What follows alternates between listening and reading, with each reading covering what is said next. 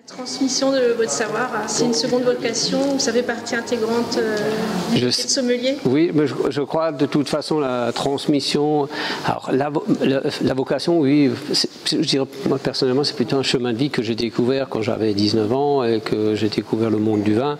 Là, ça m'a permis de faire mes études, en fin de compte sur le terrain, le chemin de la vigne, le chemin du vin, et je suis toujours en apprentissage, puisque le monde du vin évolue et on découvre toujours d'autres choses.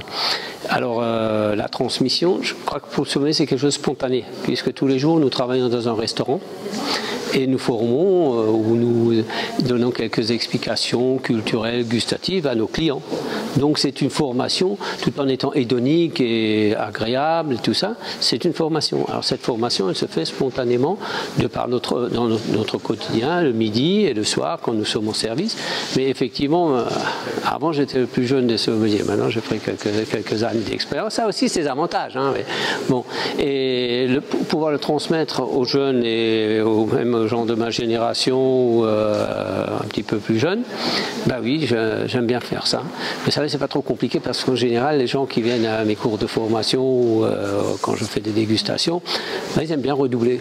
Je ne sais pas s'ils ont mal écouté, mais en général, ils reviennent parce que d'abord, ils disent on ne se souvient jamais de tout. Et deuxièmement, ils ont passé un bon moment. Alors je crois que c'est la solution de la vie, c'est ça, hein, c'est d'apprendre quelque chose, se faire plaisir aux autres et partager des moments conviviaux. Et alors on touche le monde du vin. Le monde du vin, c'est ça, c'est la convivialité, l'échange, le partage.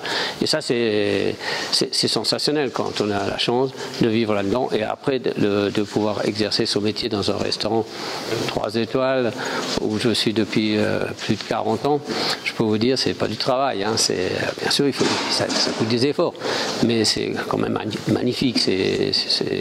Oui, vous l'avez dit, c'est une vocation, mais une vocation pleine de plaisir. Ça fait longtemps que vous êtes dans ce métier-là. Vous avez vu l'évolution de la viticulture alsacienne. Oui. Si aujourd'hui vous deviez la définir en 3 mots. Aujourd'hui, en 3 mots. Alors là, c'est assez spectaculaire, ça, oui. Je dirais évolution réussie.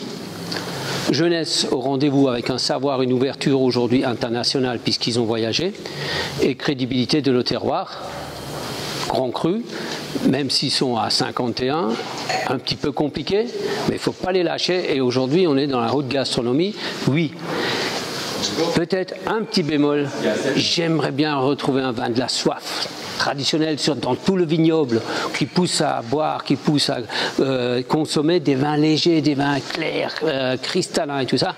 Si je pouvais me permettre, en tant que sommelier, avoir un rêve, je rêve de voir ces vins qu'on buvait facilement et gouléants, tout en restant bien, sans entrer dans l'ivresse, mais qui nous poussent et que ces cépages alsaciens qui ont fait nos réputations, parce qu'il ne faut quand même pas oublier, nous avons nos grands crus, mais c'est nos cépages, sont quand même magnifiques et merveilleux. Et c'est cette identité que je souhaiterais titiller peut-être un petit peu aux instances locales alsaciennes.